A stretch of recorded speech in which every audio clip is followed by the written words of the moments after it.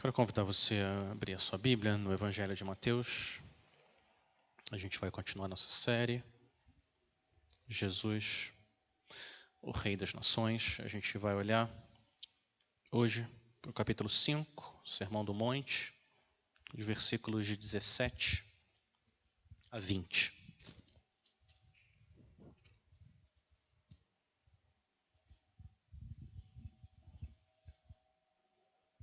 Mateus 5, a partir do versículo 17. Essa passagem está na página 1057, se você está usando uma das Bíblias da igreja.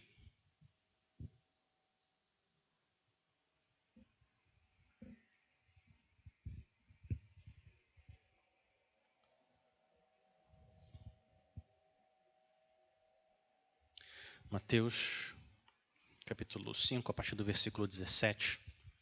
A palavra do Senhor diz: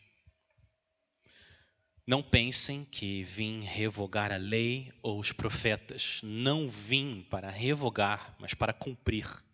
Porque, em verdade lhes digo, até que o céu e a terra passem, nem um i ou um tio jamais passará da lei, até que tudo se cumpra.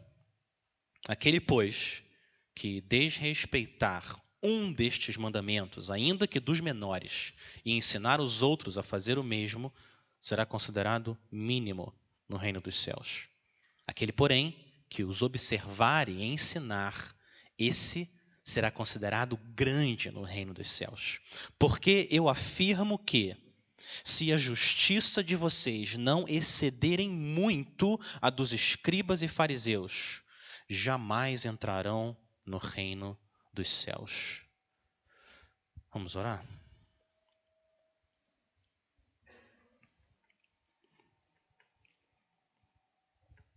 Senhor, nos ajuda a mortificar o pecado e crescer na justiça. Espírito Santo, traz fruto na nossa vida, que nós sejamos homens e mulheres mais e mais amorosos e alegres e pacificadores e pacientes e bons e fiéis e mansos e cheios de domínio próprio. Tua palavra diz que contra estas coisas não há lei. Que a tua palavra, então, seja para nós mais desejável do que o ouro e mais doce do que o mel, porque Cristo é mais desejável que todo o ouro desse mundo, e comunhão com Ele mais doce que qualquer prazer que essa vida pode oferecer. Senhor, nos ajuda a dar glória ao teu nome agora, à medida que a gente se debruça diante da tua palavra, que os nossos corações estejam prostrados em reverência, submissão, alegria e fé ao Senhor e à tua palavra. Tem misericórdia de nós, Senhor, em nome de Jesus. Amém.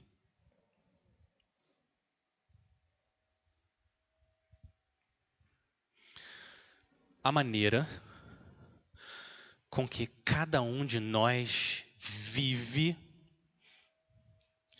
é determinada pelo lugar e o tamanho que a Bíblia tem no nosso coração. As nossas escolhas são feitas, influenciadas, sempre pela visão que a gente tem da palavra de Deus. Deixa eu colocar esse princípio de outra forma. A sua fé na palavra determina as suas obras no mundo. Essa é a verdade que Jesus está mostrando aqui nesse ponto do Sermão do Monte. A relação entre a nossa fé e as nossas obras é um dos assuntos mais importantes para a gente entender como a gente deve se relacionar com Deus, mas junto com essa importância que acontece por causa do poder de Satanás, é que junto com essa importância vem também uma confusão enorme, não só no mundo, mas dentro da igreja. Como funciona essa relação entre a sua fé e a sua obediência? Entre a graça de Deus e as suas obras? Entre o que você crê e o que você faz. Entre o que Jesus fez por você e o que você faz por Jesus. Como que essas duas coisas se relacionam? Você precisa de obras para ser salvo? Ou só a fé salva? Mas uma fé sem obras é capaz de salvar? Como que essas questões se relacionam? E eu digo para vocês que é impossível alguém ir para o céu sem entender como essas coisas se relacionam. Eu não estou dizendo que você precisa entender completamente a relação entre fé e obras. Não é isso que eu estou dizendo. Ninguém entende nada completamente a não ser o Senhor Jesus Cristo. Ele conhece tudo. Você não precisa entender completamente, mas você precisa entender e abraçar corretamente essa relação entre fé e obras. E é o que o Senhor Jesus trata nesses versículos. Então, o que eu quero fazer com vocês é o seguinte: eu quero caminhar com vocês ao longo do argumento do nosso mestre. As palavras do Senhor Jesus nunca estão soltas, como numa sopa de letrinhas. Não é assim que a palavra de Deus deve ser enxergada. Existe uma lógica com força divina que amarra a palavra de Deus. Deixa eu mostrar para vocês isso. Olha o versículo 18. O versículo 18 começa com porquê. Por quê? Ele está dando a razão do que ele falou no 17. Então, o que está no 17 é verdade porque ele dá essa razão. O versículo 19 começa com aquele pois. Então, o Senhor Jesus está dizendo qual que é a implicação necessária do que ele falou antes. Se isso aqui é verdade, portanto, o restante deve acontecer. E o versículo 20, de novo, começa com que palavra? Por quê? Existe uma lógica divina no que está acontecendo aqui. A gente precisa entender a palavra do Senhor. Então, o que eu quero fazer é, para cada um desses 4 versículos, eu quero tentar resumir usando o que eu vou chamar de uma lei do reino. Então, 4 leis do reino dos céus. O que o Senhor Jesus espera de cada um de nós. Então, primeiro, lei do reino número 1. Não ignore o Antigo Testamento na sua Bíblia.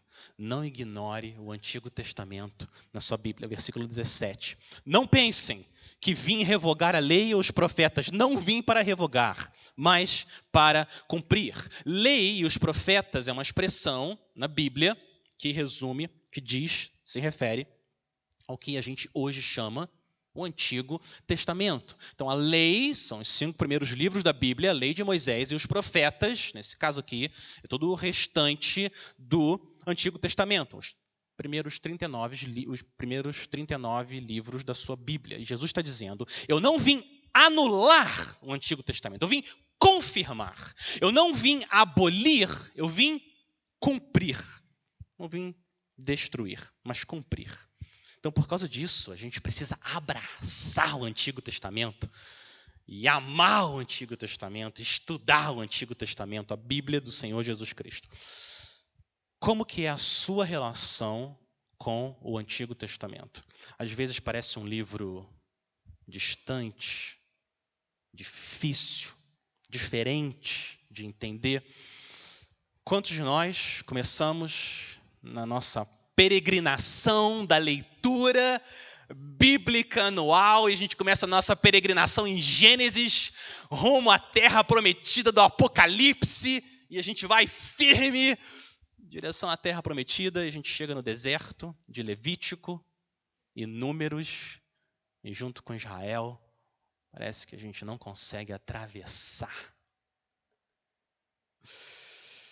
Eu quero dar para você um princípio para você carregar na sua peregrinação, que eu entendo funciona como uma fonte de água para refrescar a sua alma na sua leitura do Antigo Testamento. O princípio é esse. O Antigo Testamento é principalmente um livro sobre Cristo, não sobre Israel, não sobre os homens. Principalmente, ele é um livro sobre Jesus. E faz toda a diferença do mundo você entrar no Antigo Testamento sabendo disso. Então, quando você chega em Levítico e você vê todos aqueles detalhes da lei, como é que tem que ser sacrificado o cordeiro, o que você tem que fazer é, na hora, se lembrar que todo aquele sistema de sacrifícios e os sacerdotes, tudo aquilo, tudo aponta para o Cordeiro de Deus, que foi entregue no seu lugar. E para você habitar com um Deus santo, assim como Israel tinha que sacrificar um cordeiro, você também precisa de um cordeiro sacrificado. E ele é Cristo. E quando você entra naquelas passagens sobre a divisão da terra prometida, o que vai para a tribo de Dan, o que vai para Naftali, o que vai para Judá, e todos aqueles detalhes, você se lembra que tudo isso aponta para a terra que Deus prometeu para você, a terra onde habita a justiça, os novos céus e nova terra que o Senhor Jesus comprou para que você tenha uma morada lá. E quando os líderes de Israel falharem, você se lembra que o seu líder, o seu rei, o seu sacerdote, o seu profeta nunca falha. O meu rei é diferente, ele não é igual a esses reis aqui de Israel. Tudo que você lê, você leva até o Senhor Jesus Cristo, que nunca pecou. Moisés intercede, você lembra? É o meu mediador intercedendo. Tem mais coisa para ser dita sobre o Antigo Testamento, mas carrega esse princípio que a leitura na palavra de Deus é transformada. Deus nos deu o Antigo Testamento para nos preparar para Cristo, nos levar para Cristo. 75% da sua Bíblia é o Antigo Testamento. Você sabia disso? 3/4 da sua Bíblia é o Antigo Testamento. A gente não quer ignorar a Bíblia que o Senhor Jesus amava, porque o Senhor Jesus disse que ele não veio abolir, mas cumprir. Agora, o que é cumprir? O que Jesus quer dizer com cumprir? Em que sentido Jesus cumpre o Antigo Testamento e a Bíblia? Primeiro sentido que Jesus cumpre é obedecendo perfeitamente os mandamentos da lei de Deus. O que Adão não fez e o que nós não conseguimos fazer, o Senhor Jesus fez perfeitamente. Ele obedeceu a Deus de toda alma, coração, força, entendimento, todos os dias, sem nenhum segundo, nenhum milésimo de segundo, Jesus pensou, não só não fez, ele nem pensou alguma coisa que não trouxesse o máximo de glória ao Senhor Jesus Cristo. Isso é suficiente para a gente se dobrar e adorar Ele para sempre. Pensa nisso. O que a gente não consegue fazer nem por um minuto, Ele fez sem parar a vida toda dele. Nesse sentido, Ele cumpriu a lei. Mas tem um segundo sentido também, que o Senhor Jesus cumpriu a lei e os profetas. Ele cumpriu no sentido de que Ele é o Rei resgatador que foi prometido, o Salvador sofredor que foi prometido. Ele é o homem da linhagem de Abraão e de Davi. E é por isso que a gente ama também o Antigo Testamento.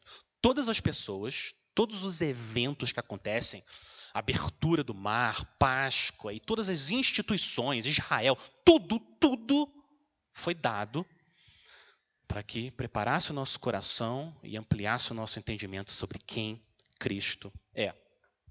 Ele é o último Adão, ele é o esmagador da cabeça da serpente, ele é a semente de Abraão, ele é o leão da tribo de Judá, ele é o profeta maior do que Moisés, ele é o rei maior que Davi, ele é o verdadeiro Israel, o último cordeiro sacrificado, o templo onde Deus habita, ele é o alfa e o ômega, o princípio e o fim, o primeiro e o último. A Bíblia é um livro sobre Cristo.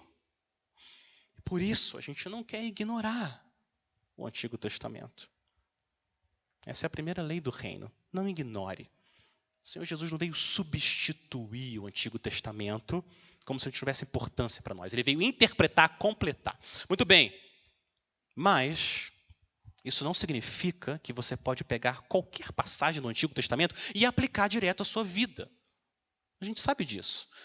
Ninguém chegou aqui domingo na igreja com um cordeirinho amarrado numa corda para sacrificar. Nenhum de vocês fez isso. Por quê? Porque o Senhor já cumpriu os sacrifícios que eram necessários. Você não lê a passagem lá em Gênesis, onde Abraão foi até o monte sacrificar o filho dele, Isaque. Você não acha que isso é para você e você tem que subir no monte para sacrificar o seu filho. Existe um contexto.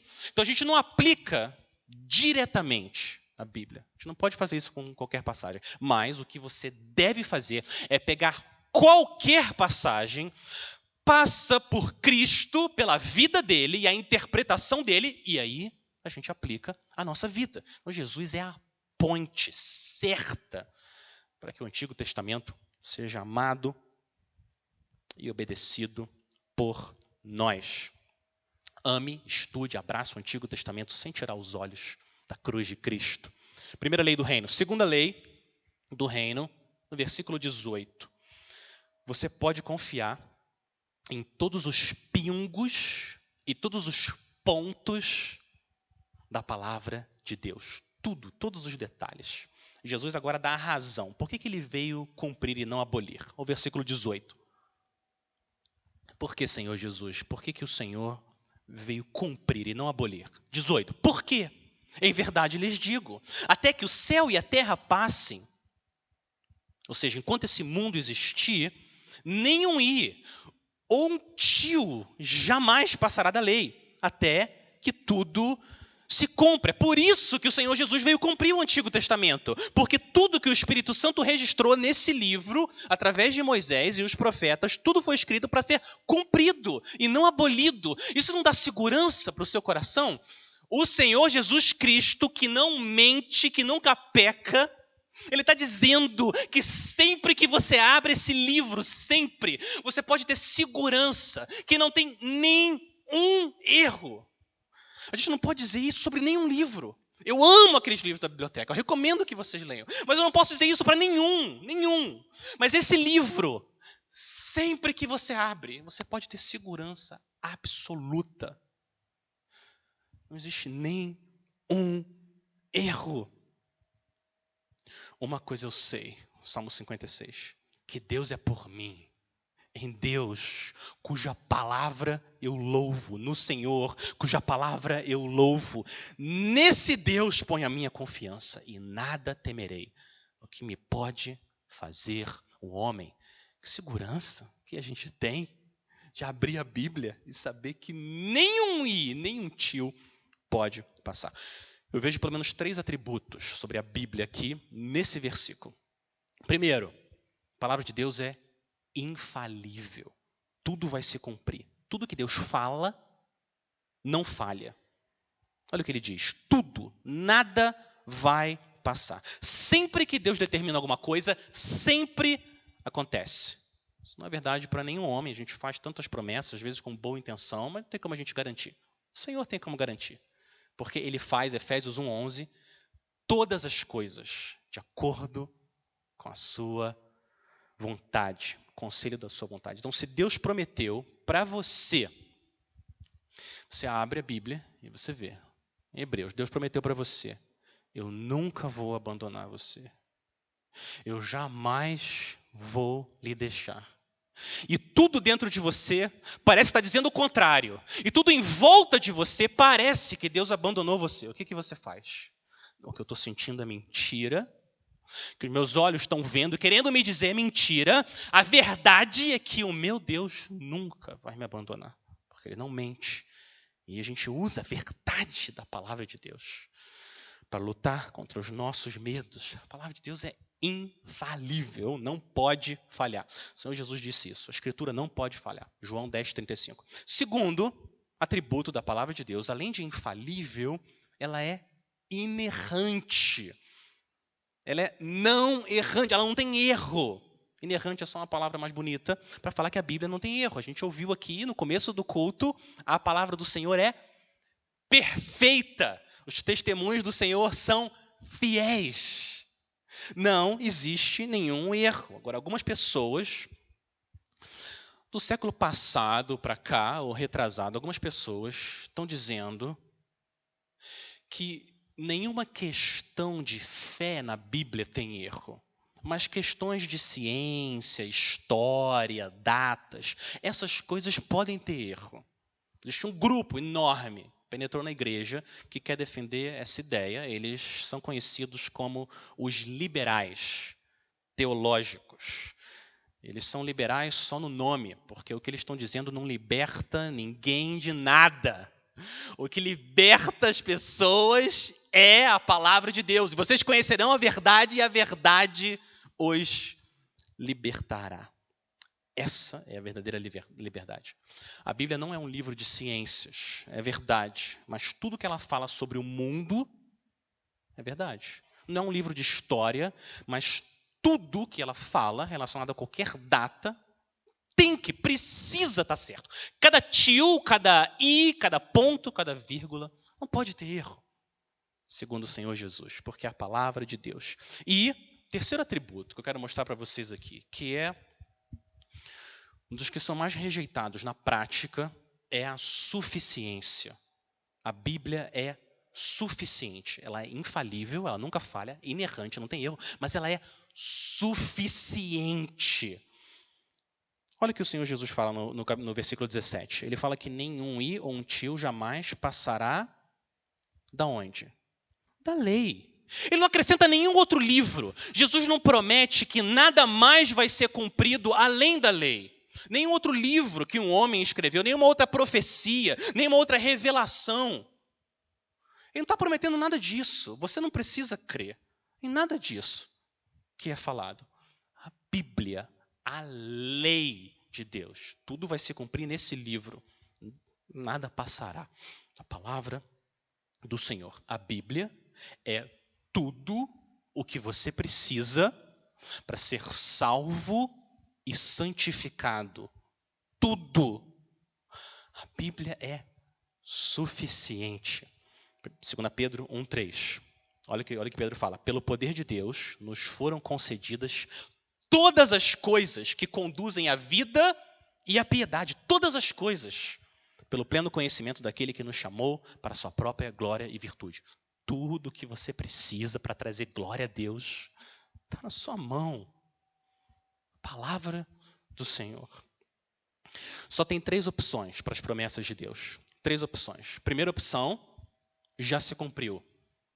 Segunda opção, está se cumprindo. E a terceira opção, irá se cumprir. Não existe mais nenhuma alternativa para as promessas do Senhor. Agora, olha como o Senhor Jesus está construindo o argumento. Ele dá essa visão gloriosa, sublime da palavra de Deus. Se a palavra de Deus é infalível, se tudo que Deus prometeu se cumpre nele, então nossa vida tem que espelhar, manifestar essa verdade.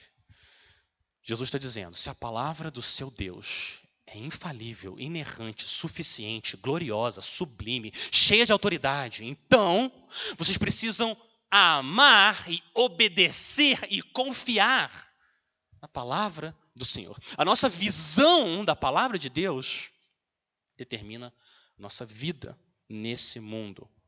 Olha o versículo 19, a transição que ele faz entre a palavra e a prática. Aquele, pois, ou aquele, portanto, que desprezar um destes mandamentos, os mandamentos da lei, dos profetas, aquele que desrespeitar um, ainda que dos menores, e ensinar os outros a fazer o mesmo, será considerado mínimo no reino dos céus. Aquele, porém, que os observar e ensinar, esse será considerado grande no reino dos céus. Terceira lei do reino. Terceira lei do reino. Seja grande no reino obedecendo a palavra do rei. Seja grande no reino, obedecendo a palavra do rei. A maneira como Deus mede grandeza é bem diferente da maneira como o mundo mede a grandeza. No mundo, você é grande se você tem fama, riqueza e poder. Quanto mais popular, mais bens e mais poder, você é uma pessoa grandiosa aos olhos do mundo. O Senhor mede grandeza de forma bem diferente. Ele usa outra régua, é uma outra unidade de medida. Para o Senhor, ser grande é se rebaixar em submissão alegre à palavra dele. Quanto menor você se vê e mais você submete à palavra desse Deus grandioso, maior você se torna no reino. Quanto menor, maior você é no reino de Deus. O Senhor é honrado quando você obedece a Ele por amor e por fé, confiança. Então, desrespeitar um mandamento do Senhor é fazer o contrário do que Jesus fez. E por isso que essa pessoa é considerada mínima no reino dos céus. O Senhor Jesus veio cumprir. Se a gente vem descumprir a palavra, a gente está fazendo o contrário do que o Senhor Jesus chamou os seus seguidores a fazer. Desobediência não traz glória a Deus, porque não manifesta quem Ele é. O que é trazer glória a Deus? O que é glorificar a Deus? Glorificar a Deus é você viver de uma forma que manifeste a grandeza e a beleza de Deus e o valor que Deus tem. E é a submissão alegre, a confiança na palavra de Deus que traz glória a Ele. O pecado desonra. E a obediência honra. E a obediência que o Senhor Jesus espera é total.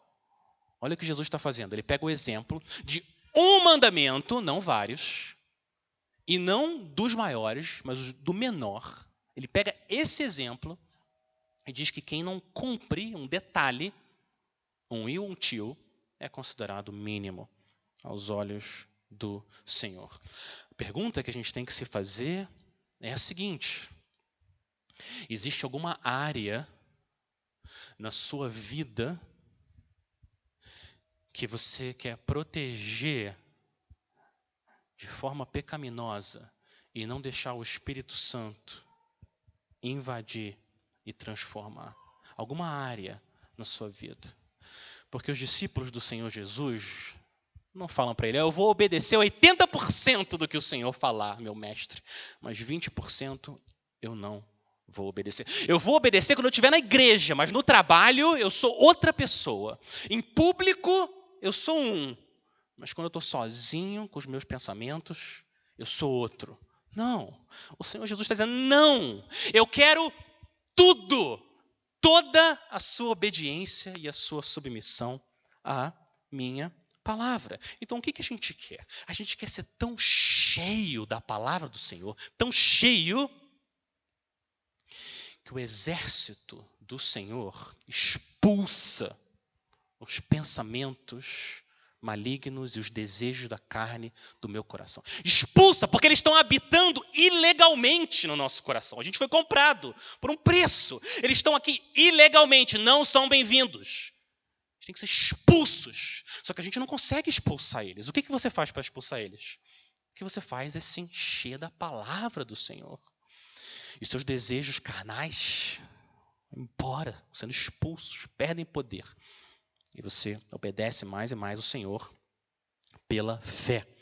Isso que é a grandeza. Agora, o versículo 19 fala sobre a largura da nossa obediência. Agora, no versículo 20, o Senhor vai falar da profundidade. Ele quer toda a nossa vida, todas as áreas, tudo que a gente faz. Largura e profundidade.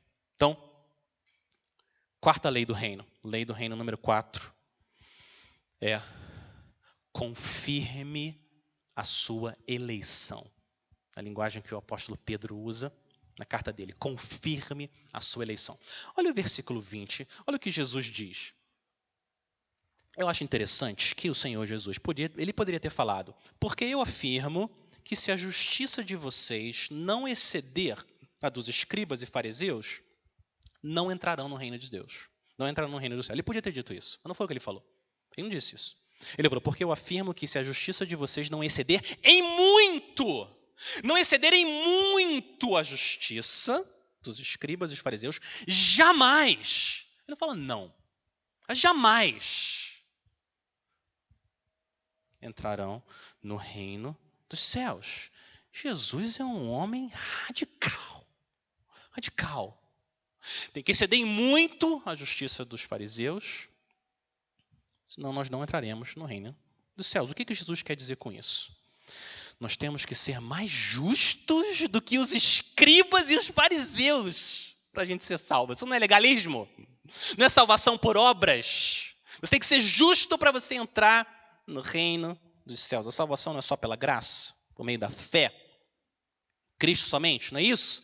Que a gente ama, não é isso? 5 solas, só pela graça, só pela fé, só em Cristo. Como assim? A nossa justiça tem que exceder a dos fariseus para a gente entrar no reino dos céus. A gente tem que entender qual que é a relação entre a graça de Deus e a nossa obediência. Usando as palavras de Jesus, no versículo 20, a gente tem que entender a relação entre a justiça de Cristo e a nossa justiça, para a gente conseguir entender o Evangelho. E repara, eu quero mostrar para vocês que Jesus não está falando de diferentes galardões nos céus. Não tem como ele estar falando de recompensa nos céus. Não tem como. Por quê? Porque ele está falando de entrar no reino dos céus. O contexto aqui é perdição ou salvação. Ele está falando de entrar no reino. Não de estar no reino e ter mais recompensa. Não é isso que ele está dizendo. Ele está falando de alegria infinita no reino de Cristo ou condenação eterna no reino das trevas. Esse é o contexto. Não tem como entender diferente. Muito bem. Então o Senhor Jesus está falando de salvação. Como é que a gente entende o que ele quer dizer aqui? Eu quero dar para vocês, eu quero usar agora uma lei da física para tentar explicar essa lei do reino. O Senhor criou os céus e a terra e ele, inclusive, criou as leis da física também. Ele controla tudo o que acontece no universo. Causa e efeito. A segunda lei, não é isso? Da física. A gente tem que entender a diferença entre causa e efeito, para a gente entender a relação entre a justiça de Cristo e a nossa justiça. Isso é a chave para a gente entender a graça de Deus e como eu devo viver e as minhas obras. Tem uma diferença enorme entre causa e efeito. Existe uma ordem, causa e efeito. Eu vou usar como exemplo o nascimento de uma criança. Qual que é a causa de um bebê nascer? Qual que é a causa? A causa é que Deus gerou aquela criança dentro do ventre de uma mãe.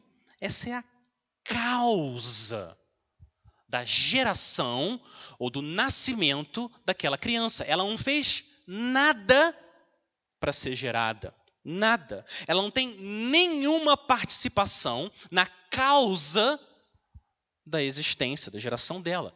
Para pensar. Você não escolheu os seus pais, você não escolheu aonde você ia nascer, você não escolheu o tempo, o momento da história que você ia nascer. A nossa participação na causa do nosso nascimento é nenhuma. Nenhuma. Agora, o neném nasceu. Qual que é a confirmação, o efeito do nascimento? O efeito é que o neném, ele chora, ele respira e ele se move, e esses são os efeitos, ou a confirmação que ele nasceu. Mas eles não são a causa. Você nunca vai dizer, a razão porque ele nasceu é porque ele agora está se mexendo. Não faz sentido isso. Nenhum sentido. Existe uma ordem entre causa e efeito, ou a razão e a confirmação. A mesma coisa acontece no mundo espiritual. É exatamente igual. O seu nascimento ou renascimento, ou, como Jesus fala, a sua entrada no reino dos céus. O que você fez para nascer de novo? Qual foi a sua contribuição?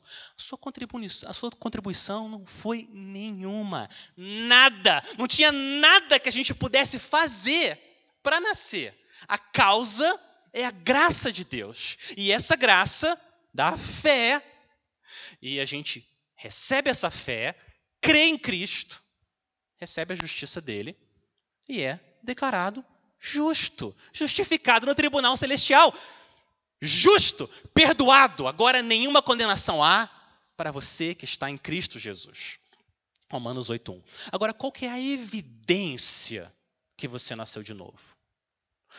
Quais são as confirmações que você agora está dentro do reino? Agora sim, os efeitos que essa nova natureza causa em você.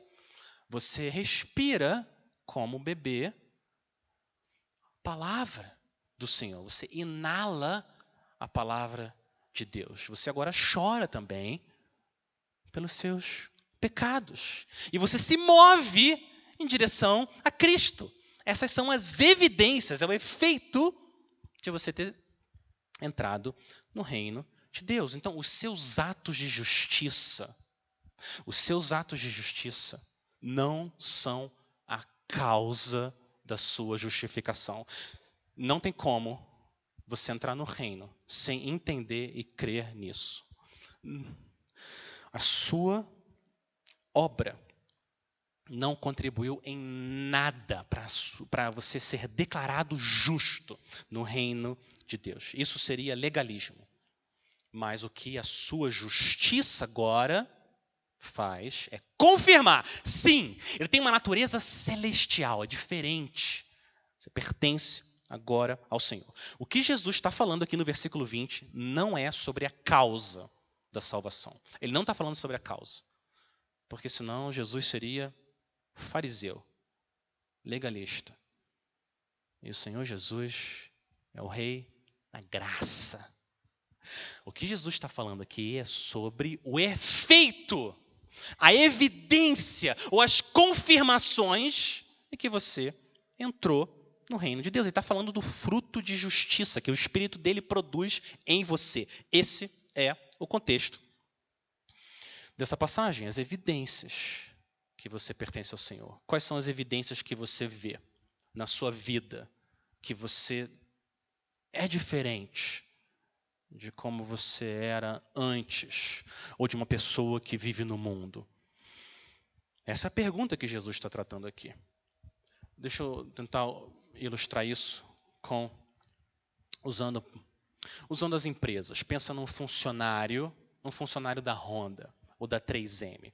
Existe uma expectativa com a vida desse funcionário. Primeiro, ele tem que usar o uniforme da empresa, que tem ali o logo da empresa. Existe uma certa maneira que ele deve se comportar nas reuniões. Ele tem que ter uma postura. Por quê? Porque ele está representando a Honda e a 3M e a IBM. Ele representa a empresa. E por isso existe uma expectativa para ele. Ou pensa nos filhos. Chega a filha e fala: mãe, eu posso ir naquela festa? A mãe diz: você pode, mas ouça, se comporte, seja agradecida. Você precisa honrar o seu pai e a sua mãe. Vá e haja de uma maneira que represente a nossa família. É o que Jesus está fazendo aqui. Vocês são cidadãos celestiais. Vocês receberam uma nova natureza. Agora vocês vão e vivam de uma forma que represente o Pai de vocês. Vocês foram tirados da família de Satanás, transportados para a família do meu Pai. Agora vocês devem viver de uma forma que represente e honre o nome dele. E o pecado desonra o meu Pai e a justiça honra a ele. É isso que o Senhor Jesus está dizendo. Sejam santos porque eu sou santo. Jesus está falando com os discípulos. Ele não está falando com as pessoas do mundo. Está falando para quem já confia nele. Então, ele assume que essas pessoas já receberam a justiça dele pela fé e agora deve viver com uma justiça que excede a dos religiosos da época. Confirme a sua eleição vivendo em santidade. Isso vai dar segurança para você. Sim, eu estou no reino dos céus. E como a gente cresce nessa segurança ou na justiça, quanto mais a gente vê da beleza da justiça de Cristo na palavra, mais a gente se torna parecido com Ele. Pensa no girassol. Eu acho que o Senhor Jesus criou os girassóis para representar a nossa vida com Ele. O que um girassol faz? No início, como Charles Spurgeon disse, o girassol ele vai acompanhando o sol. Não é isso? Ele vai acompanhando como se o sol fosse o pai dele, que ele não tira os olhos. O girassol é um filho do sol e ele acompanha, não tira os olhos do pai. E repara que o girassol parece um sol, porque ele fica sempre olhando para o pai dele. Assim é a nossa vida. Nós somos girassóis, a gente fica olhando para o sol da justiça, o Senhor Jesus Cristo. E a gente vai se tornando cada vez mais parecido com Ele. Isaías 61:3. Eles, ou vocês, serão chamados carvalhos de justiça, plantados pelo Senhor para a glória dele. Agora, você reparou que Jesus usa os fariseus e os escribas como exemplo ou padrão para a nossa vida de santidade? Ele podia ter usado os traidores, prostitutas, pecadores. A justiça de vocês tem que exceder em muito os pagãos e os pecadores. Ele podia ter falado isso, mas ele não foi o que ele falou. Ele pegou as pessoas mais rígidas, religiosas, disciplinadas da época e falou: olha para eles, vocês têm que ser muito mais justos que eles, muito mais, tem que exceder em muito. O que Jesus está fazendo? Está dizendo, o problema dos fariseus não era que eles eram muito radicais. Esse não era o problema deles. O problema dos fariseus é que eles eram radicais de menos. Vocês têm que ser mais. Eles não eram radicais o suficiente. Vai para o capítulo 23 de Mateus. Capítulo 23, por favor, versículo 27. É um exemplo do que Jesus está falando aqui em relação aos fariseus. Qual era o principal problema dos fariseus? Mateus 23, 27. Em que sentido a nossa justiça tem que exceder em muito dos fariseus? A nossa piedade tem que ser mais profunda que a deles. Mateus 23, 27. Jesus aqui está falando com os mestres religiosos da época. Ele olha para eles e fala: ai de vocês, escribas e fariseus hipócritas, porque vocês são semelhantes aos sepulcros pintados de branco, que por fora se mostram belos, mas interiormente estão cheios de ossos de mortos e de toda a podridão.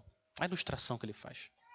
Assim, também vocês, por fora, parecem justos aos olhos dos outros, mas por dentro estão cheios de hipocrisia e maldade.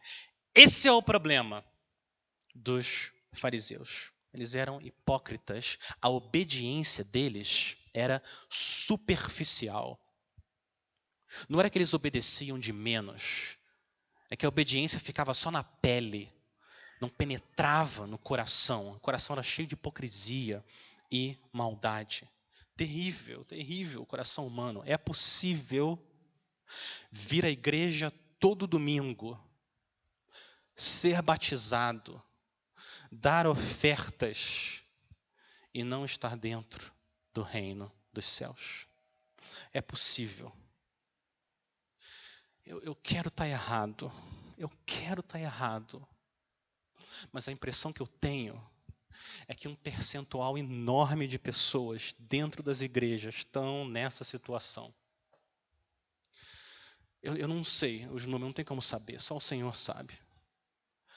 Mas olhando para a Bíblia, e olhando para o que é ensinado e para o que é vivido, não dá para ter segurança. O Senhor Jesus fala que a nossa justiça tem que exceder muito para a gente ter segurança que entrou no reino dos céus. E o problema dos fariseus era esse.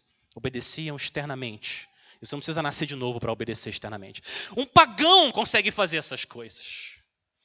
Agora, novos desejos, afeições diferentes que levam a determinadas ações, sentimentos diferentes sobre o pecado e sobre Deus e sobre a igreja e sobre o mundo que geram ações diferentes. Isso é uma obra que só o Espírito Santo pode fazer. A fé verdadeira transforma de dentro para fora.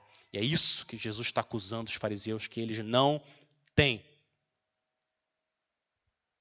Os crentes não só sabem que são pecadores. Os crentes sabem que são pecadores e rejeitam o pecado e abominam o pecado. Você pode convencer um pagão que ele é pecador. Tenta fazer isso. Não é tão difícil assim. No começo ele acha que é uma pessoa boa. Aí você pega alguns mandamentos e pergunta se ele já cobiçou, já mentiu, você já usou o nome de Deus em vão, já blasfemou.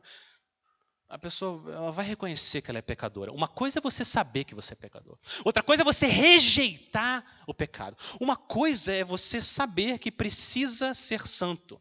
Uma coisa bem diferente. É não só você saber, é você querer ser santo.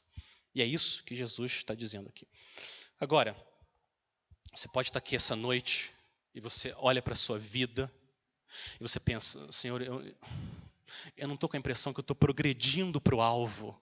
O que parece é que eu estou me afastando do alvo. Isso acontece quando a gente negligencia os meios de graça.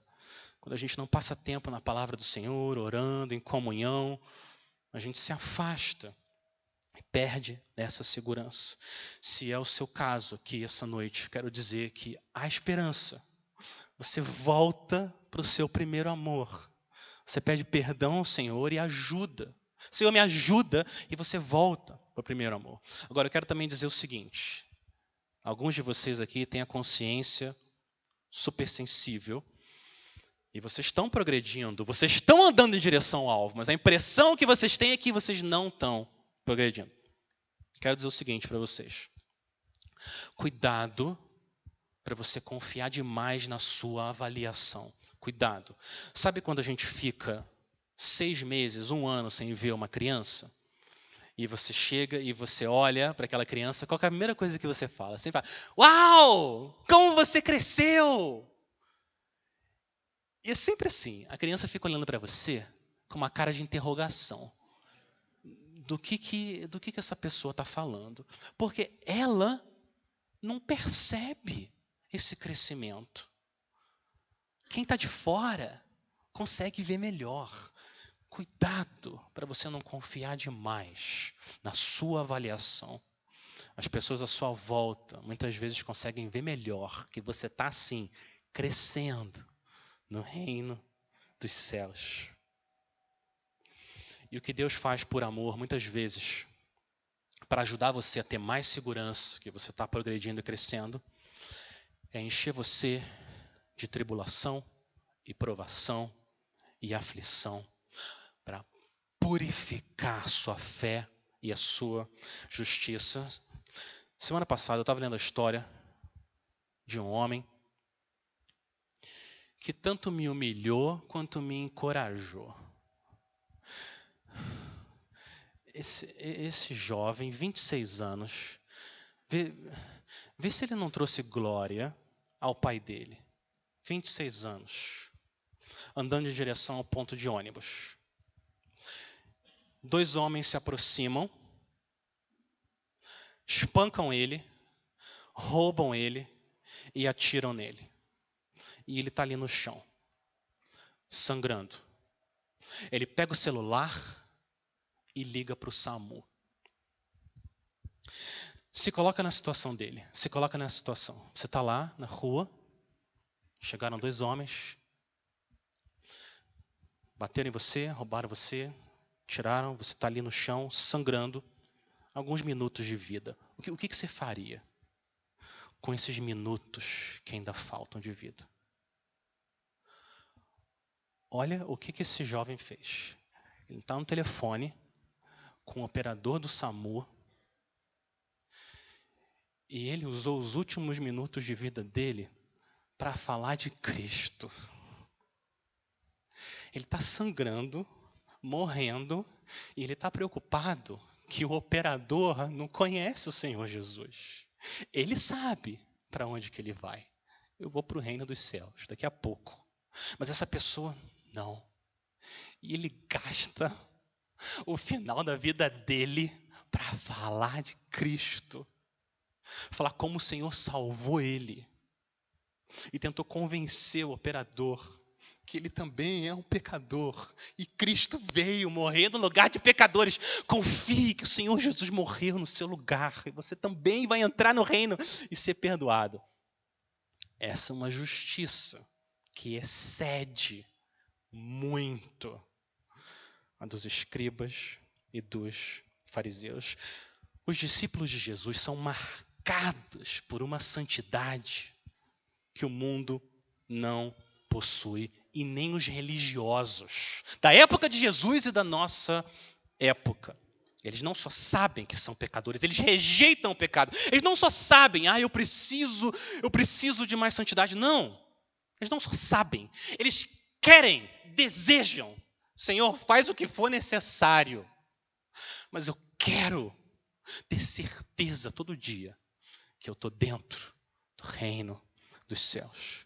Povo de Deus, não se conformem com uma obediência externa, superficial da palavra do Senhor. Não, nossa santidade deve ser larga e profunda.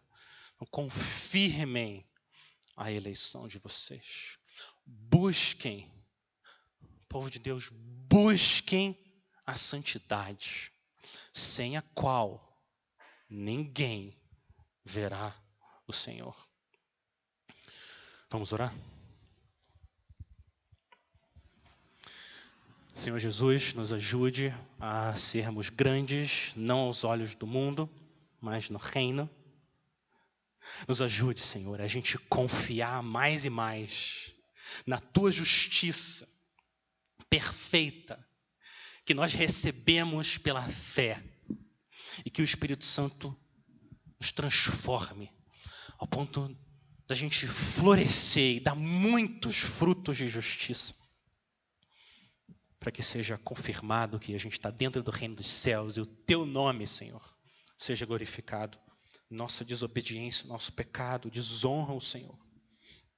Transforma o Teu povo, renova a nossa mente, influencia o nosso coração e as nossas vontades para querer amar mais e mais a Tua palavra, Senhor. Esse é o nosso pedido, para que o Senhor seja glorificado no nome do Senhor Jesus. Amém.